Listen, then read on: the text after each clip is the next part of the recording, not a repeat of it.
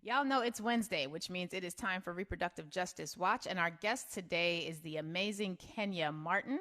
Kenya Martin is a reproductive justice activist, a mama, Black feminist, and the program manager with We Testify, and an abortion storyteller for the last 5 years. Originally from Houston, Texas, and now residing in Richmond, Virginia, Kenya is hailed as the abortion diva for her outspoken advocacy of people who have abortions and her work to destigmatize all who have had multiple abortions. She has nearly a decade of activism experience stemming from her patient turned counselor and advocate experience at Houston's Women's Health Clinic. Kenya Martin, it is such a pleasure to have you here with us this morning. Thank you for being here today.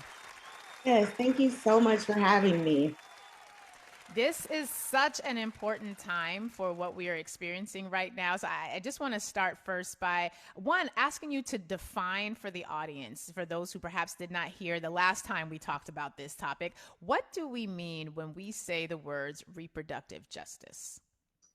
So yeah, when we say reproductive justice, we mean we support the full bodily autonomy, full spectrum of reproductive health care for people of color to be able to make the best decisions, pregnancy health outcomes, to be able to have the resources they need in order to parent or not, the freedom to make those decisions as best as possible and to be trusted and supported in making those decisions.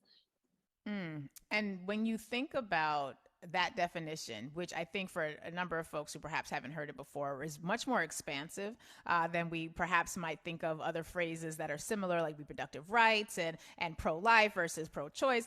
That to me really speaks to an overall framework that centers not just the pregnant person and the person and the fetus with whom they are impregnated, but it is also speaking to the entire ecosystem that exists around family planning and family decision making. And so in light of that, I got to ask you, how have you been doing over the past couple of weeks, months, years, as we've seen this slow march towards the Handmaid's Tale come to life?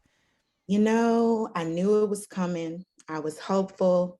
I've been out here talking, being loud and proud, vulnerable, sharing my abortion stories with anyone who will listen. And now we're here. And as someone who worked in an abortion clinic in my home state, in city, Houston, Texas, I know firsthand of how severe this is to people of color and people of marginalized communities, Black and Brown folks specifically, how this impacts them. And just knowing that people will be potentially forced to parent that may not want to or need to, it's really frustrating. It's upsetting to see that this is really happening and it's come to fruition.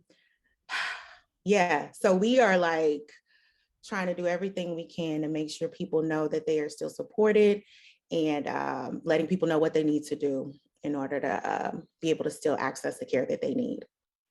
This is something that I think has really, you said you were not surprised. I know people who are doing this work have not been surprised. You saw this coming. Folks like you have been warning and screaming from the proverbial mountaintops, this thing is happening. And yet for a lot of people, they seem to be caught flat-footed. And I would like if you could explain to us how the impact of this leaked Supreme Court decision and what has been the really like a rabid race to the bottom. We got Marsha Blackburn talking about banning contraception. We got people talking about you don't need a birth control pill anymore. We don't need condoms in different states.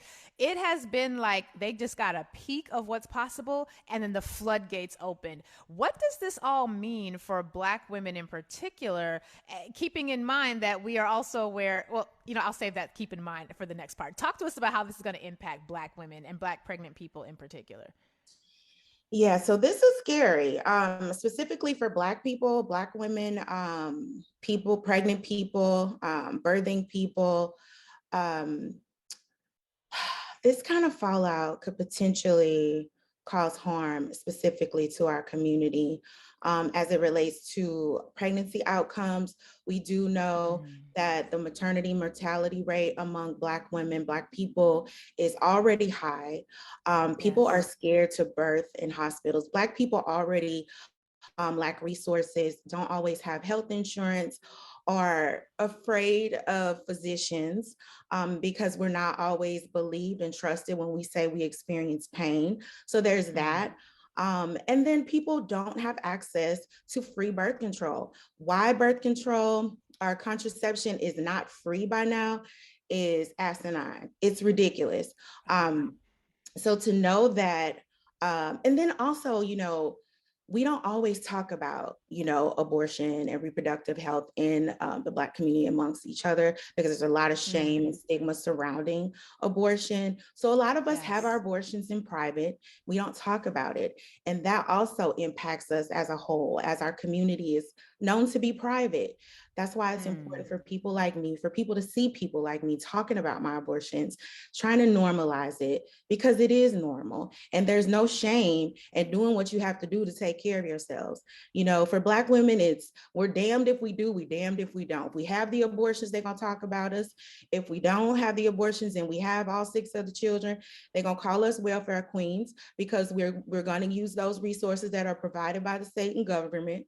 So that's what we're up against. We're up against people who are not able to prioritize their mental health because they're being forced to parent and add another child to their families.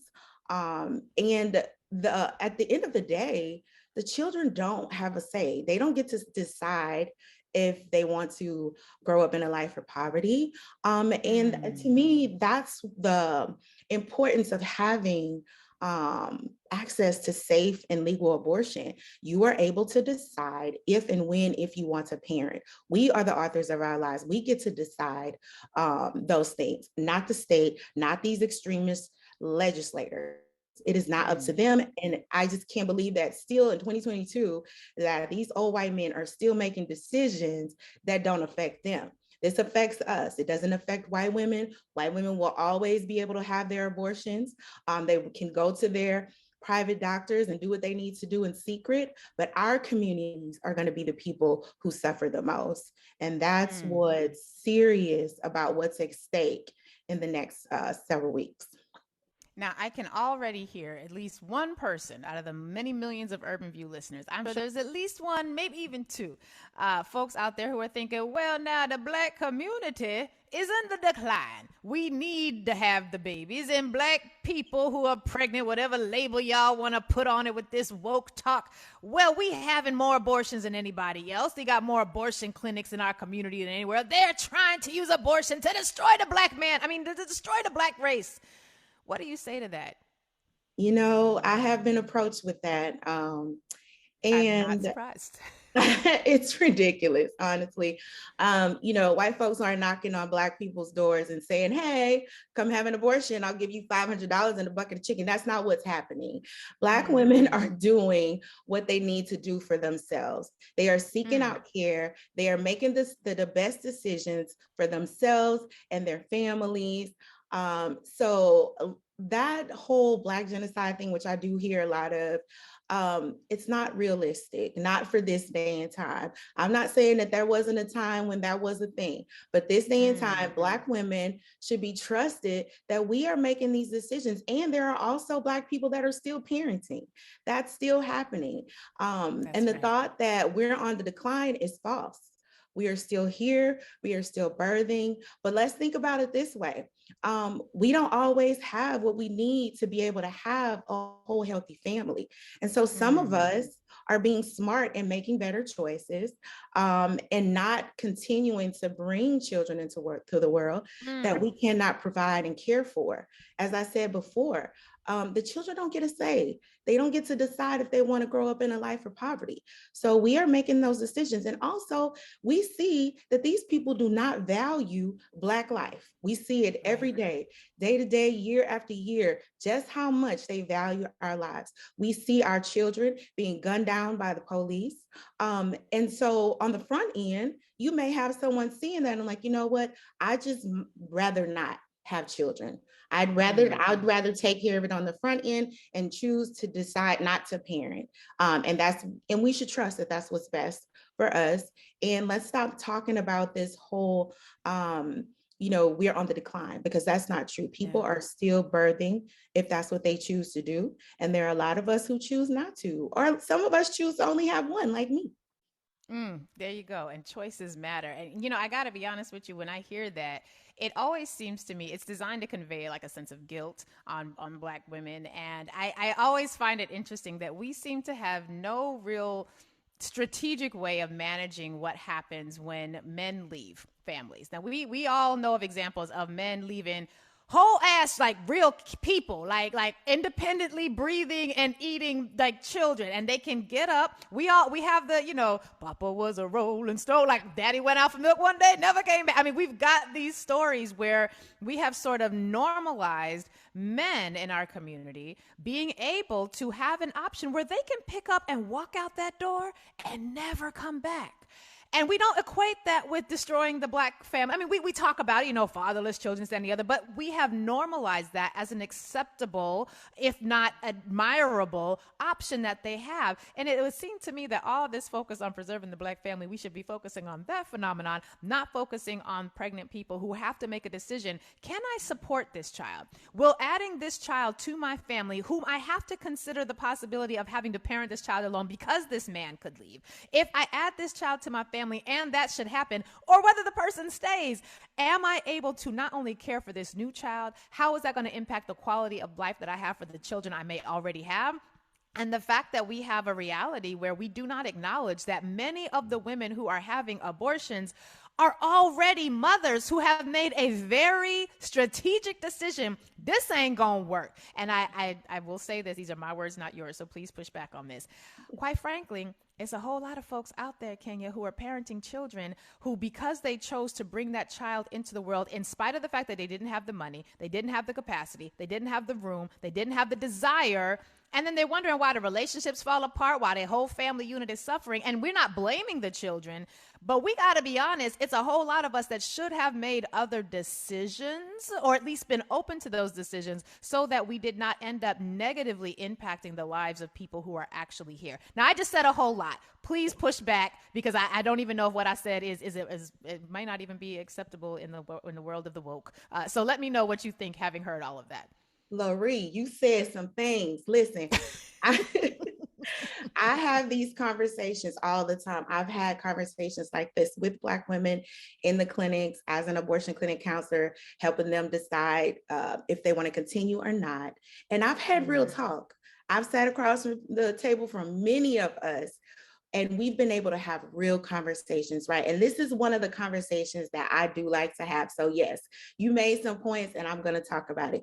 The reality is that we aren't real about that. We are not talking about how real it is that there are some of us who choose to bring children into the world, even though they know that this man or person has said up front that I am not going to be there. I don't want it. I'm going to give you the money to go ahead and have this abortion because I'm not going to be in this child's life. I'm not going to support it if you go through with this pregnancy, right? Then you have some who are pushed back. A lot of us do this.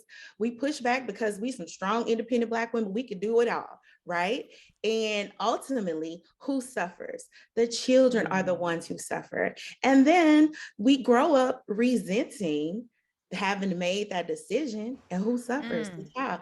This is real talk. We see it all the time, and it's high past time that we stop pretending like this isn't a whole thing. And also the reality is a lot of us are having sex without the ultimate goal being procreation. The real is we are trying to have an orgasm, and sometimes we get pregnant. And so some of us want to be smart about that and say, you know what, I really don't know this man that I'm pregnant by. I don't know his family. I don't know what's in his DNA. I think I need to go ahead and do what's best for me and not continue it. But if a lot of us thought that way, we'd have a lot less of this, children being born and having to suffer as a result of the decision that the person carrying them made. And I really wish we could have more real talks about this. The regret of becoming a mom or parent on the other side. You know what I mean? Because that's a reality too that we don't talk about. And I'll speak Yes. for myself in particular as someone who got pregnant at the age of 24 and wasn't trying to get pregnant. I still don't know after 21 years how that man got me pregnant because it was over in 2 minutes. But he showed me what he could do in that 2 minutes. We created a whole baby. And I remember talking to my parents and letting them know I was pregnant and saying, hey, I really don't know this man well. I need money for an abortion. And I was raised Catholic. And, they told me, no, we're going to support you. You're older now. You don't need to have an abortion. We got your back. The whole family, we got you. I'm ready to be a grandparent situation. Now, I knew better. I knew I didn't know that man from Adam. Okay. Right. And I decided to have my daughter. Now, hindsight, she's a great kid. She's a beautiful human. I love her. She's like my broke best friend. But the reality is, if I could go back and make that decision over, she would not exist, not under those circumstances, because I knew better. And it wasn't easy parenting with somebody that I did not love, number A. Right. And then number B, I did not know this man, okay? I did not know his family. I did not know that he was the ultimate mama's boy. So I was not only up against just dealing with him and us figuring out co-parenting, I had to deal with his mother. So those are some real things that we don't talk about. We don't know their family health history, and we're just out here parenting and procreating with strangers. Random ass strangers, like that's not smart. And a lot of us choose to do that because we look at abortion as being so morally wrong. But we're not looking at laying down on our backs and busting it wide open, not being married as morally wrong. So at least not wrong enough to stop us from laying there and getting it bust. Pick and choose sin. Anytime someone would say that to me, as being a Christian and talking about their Christianity and what their spiritual beliefs are, and they would say that to me, I always ask the question, well, were you thinking about that when you were having sex? I mean, and that the possibility that having sex, you can't get pregnant. So it wasn't wrong to have sex with this stranger or this married man, because that was a lot of that going on too. But it's wrong for you to not continue a pregnancy that may not be good for you, that you cannot support and that you cannot take care of. Like, these are the conversations that we need to be having. And that's why it's so important that I'm okay. I chose to start having these conversations because I saw the impact that was happening in that clinic, which is why it's so important that they have people that look like us, because yes, it is a real thing. We are having abortions and we may be having the most abortions, but they don't always report the accuracies of how many abortions white women are having. But I will say this, since we have a real talk, right? I personally think that these abortion bans aren't really about Black and brown folks, because let's be real, they don't give a damn about Black life. They don't care about us. They don't care about Black babies. They don't care about whole ass Black individuals, grown individuals, right? These abortion bans are really about their precious white women not having children at the rate that they were having, seeing all these biracial children being born. They are fearing that they may be on the decline, not us. So Black folks don't need to be concerned about us being on the decline. It's them. They on the decline. It's them. And listen, we're at the point right now where, since again we have a real talk, I've always believed that again, women and people who get pregnant have been controlling the timing of their pregnancy since people who got pregnant have been people who could get pregnant. And I'm like, listen, I believe in the God of the universe. If the God of the whole universe can allow this spark of life to come after you bust it wide open with somebody you may or may not know and love, then guess what? If that portal isn't open for that particular spark of life, it's another portal. It's billions of portals all across the planet that like go on right back up to the ancestors, have you a plan B for a different set of options, and then come on back again. We'll see you in India, or we'll see you in England, or we'll see you in Tanzania. But we ain't got to necessarily come through this portal right here and right now. And I think that one of the reasons I'm sort of speaking very disrespectfully about this whole thing is because I think we have to normalize that, y'all, we making this about things that it ain't really about. We're making this conversation far more complicated than it has to be. 100,000 years ago, when all we had was juices and berries and nuts and grass, guess what? The women in that society and the people who could get pregnant, they knew the recipe for the proper juice, the proper berry, and which blade of grass needed to go in to make sure that you were not having a pregnancy before it was time. And this is something we have seen replicated throughout all societies, throughout all ages. And I just wish that we in this country could have a bit more of these conversations and keep the conversation flow going, so that we don't end up creating these ideologies and these policies that are not rooted in anything real, in anything substantive. So you have said that, if you were to do it all over again, you would make another choice. Right now, there is a lot of folks out there who are perhaps thinking, well, I made the choice to have an abortion and I have, had emotional burdens ever since. Perhaps I have felt guilty ever since, or, I personally have a person in my life who says every time the anniversary comes around, they feel a pang, like they feel an emotional thing that causes them some pain and a sense of regret. I want to talk about that as well, because that is also a very real emotion. And quite frankly, not everyone is able to sort of be a little calculating in the sort of the way I'm talking about this clinically. But I want to ask you about how we approach that side of the conversation as well, because that is also very present, and that's also a real experience. And we're going to go into a commercial break and then come back and continue the discussion. But can you speak to the response of some folks who say, well, listen, I had an abortion and it was devastating for me, and I regret it? Yeah, that's a real thing. And to them, I'm sorry that they regret it. We regret a lot of things, right? We regret buying too little shoes. We regret, I personally regret making bad food decisions. Like, I think too long on what I want to eat, and then I end up making a bad choice, and then I'm regretting the whole thing, regretting wasting my money. So yes, people do regret their abortions. And what I like to think is that it's because of the shame and the stigma surrounding abortion, because we aren't having these real talks with each other.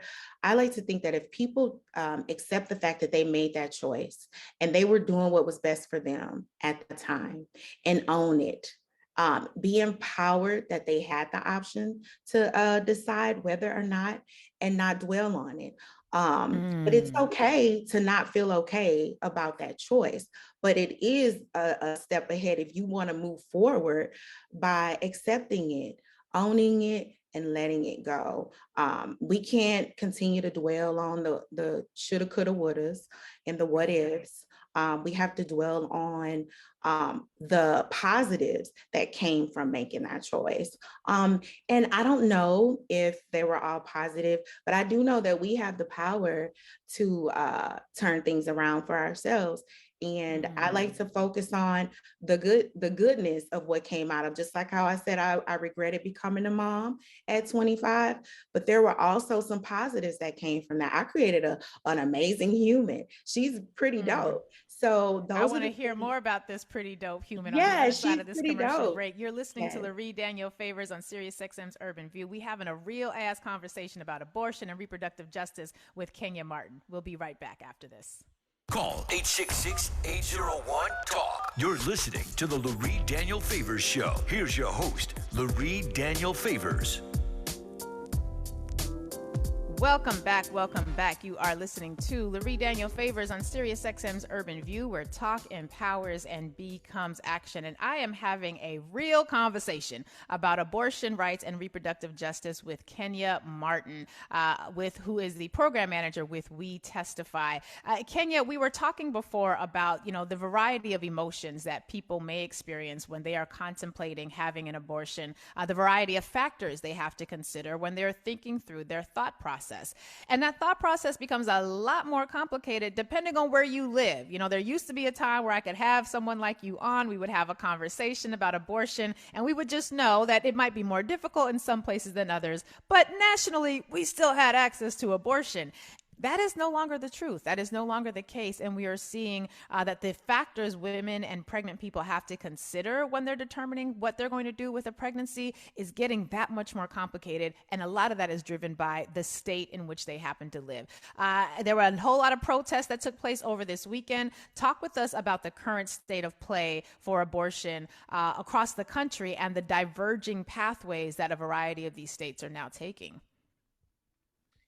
Yeah, so as we see that that they are looking to effectively overturn Roe, send it back to the states to let them decide, we are looking at potentially losing access to abortion in a lot of states. And right now, we're at a point of telling people that what they can do, right? We want, there are people that are upset, they're in an uproar, they're raging about what's happening. They can't believe that they're losing their freedoms to reproductive rights and justice and all of those things. They want to know, what can they do? Well, we're telling people that they can speak out. If you've had an abortion, tell somebody. Tell anybody who will listen. We got to start having these conversations with each other. So, this could be a collective front with us. There's not a certain groups like We Testify storytellers or other abortion storytellers doing this work, that we're not just a one group of people that is doing this work, that we are all doing this, that we are talking to our elders. We may have parents who've had abortions that don't talk about it because, as I shared, we're private. We don't talk about these things. We got to start talking about it to our family members, bringing people along so we can put to rest this whole thing that white folks are forcing us to have abortions, because that is not the reality. I know there are a lot of conspiracy theorists out here who will believe anything that they read on the internet, but I'm gonna need people to do a little research for themselves, educate themselves that that is not true. That a lot of us are just taking control of our lives and doing what's best for us. And we don't want to continue to be a statistic, because we're always a statistic, right? So we want people to donate to their local abortion funds, volunteer with that abortion fund. We're getting people to get behind these practical support funds, because they are the ones who are going to be able to get people what they need. We are also telling people about self-managing their abortions and the risks that are associated when you miscarry, and the language that you use when you are going to the hospital and experiencing miscarriage symptoms, what to say, what not to say, so you won't criminalize yourselves, things like that. Yes, we want people to know that there's a great organization, Abortion Care Network. We're having, and they support abortion providers for independent clinics, independently owned abortion clinics. That they can support and donate to keepourclinics.com, because there is a possibility that a lot of abortion clinics may be forced to close. And they are going to need resources to be able to continue to try to get people to the care they need in other places. So yeah, that's what's happening right now. That's where we're at. We don't know what the future holds, but we do know we can go back to the day where we were taking matters into our own hands. I think you referred to a switchblade of grass.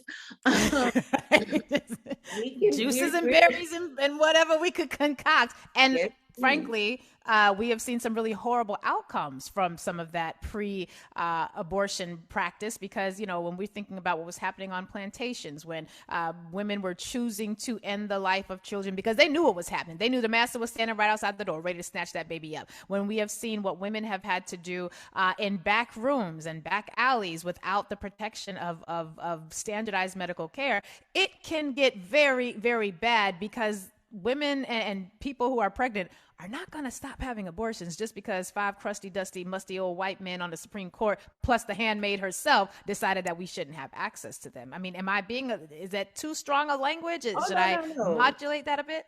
Yeah, no, you're right on point. We want people not to focus on that imagery of the past, the whole coat hanger things. I don't know what the fetishization around trauma porn as it relates to coat hangers and such. No more wire hangers. Well, who said that? Mommy dearest. Yeah, mommy dearest. Yeah, so we don't want people to focus on that. We know that that was a thing of the past, where when people were just doing what was best for them, they were afraid of parenting, or they couldn't parent, and they were taking matters into their own hands. That is not what we're up against. We want people to know that there are resources. people are teaching people safely within the legal ramifications of how to self-manage their own abortions. It's 2 pills, mifepristone and mifepristone, Miffy and Miso for short. There's a series of medications that you can take to induce a miscarriage and for you to pass that pregnancy safely at home. So that's what we're doing. We want people to focus on the possibilities of having to do that if we are in a place of where we don't have access to safe and legal abortion, not to focus on the way they were doing it in the past, because we are far away from that. Medicine is way more advanced, and there are other things that you can do to safely manage ending your pregnancies. I'm so glad we have had this time together, Kenya Martin. I really appreciate the honesty in this dialogue, because I got to be honest with you. I'm in my 40s, and I now have some friends who are like, girl, I think I might be pregnant. I'm like, girl, you live in New York. Let's head on to the clinic. Because you don't want no more kids. You know, they don't want no more kids. You can't afford the kids you got. Let us stop creating little, let us just stop with the inability to rationally have this conversation. You would not get a puppy if you had no room for it, if you couldn't buy dog food, if you had no space for the puppy. You would not bring a goldfish into your house if you had the conditions that you currently have. I think we at least deserve to be able to have a rational way of approaching this conversation. It is going to be emotional. We are not all going to be able to sort of steal off some emotions to be able to navigate through this emotionless and cold. That's not what I'm suggesting. What I am suggesting, however, is give yourself the same consideration you would go through if your current kids or somebody in your life was like, oh, I just got you a puppy. They're going to get really, really big, and you're going to have to take care of it for the next 18 years and pay for it and put it in school and make sure it gets all of its appointments. But don't you love it? It's a puppy. We wouldn't do that, Kenya. That puppy would be at the pound because I don't have no puppy room in my house. It's so true. And we need to look at it the same way as it relates to bringing children into the world. If you know that you have any doubt in your mind going into that situation, you know you don't have resources, you know you can't, you want to prioritize your mental health before deciding to become a parent. You know, as someone who made the decision to only have one, I think making that choice is what made me a better parent. Being able to only parent one gave me the ability to be able to support and parent as best as I could, because I knew after having one that was enough. Hats off to people who do have more than one child. But the reality is that we do continue to make the decision to bring children in the world because we think we have to. And that's not always true. Yes, birth control fails. Plan B doesn't always work, or we may not have access to it in this moment, but we need to start having real conversations with each other, with our sisters, our brothers, or whoever, and saying that you don't have to do that. And it's not okay. And we need to make better choices. We need to stop being so reckless and having children with random strangers and having the children ultimately suffer. And I'm okay with having these real talks. You can have me back on here anytime you want to. Girl, we gonna listen. Reproductive Justice Wednesday. That's our thing. That's our jam. Kenya Martin, it has been an extraordinary pleasure to have you here. I really appreciate this conversation. We are definitely going to make sure we bring you back to these airwaves. Thank you for being with us today.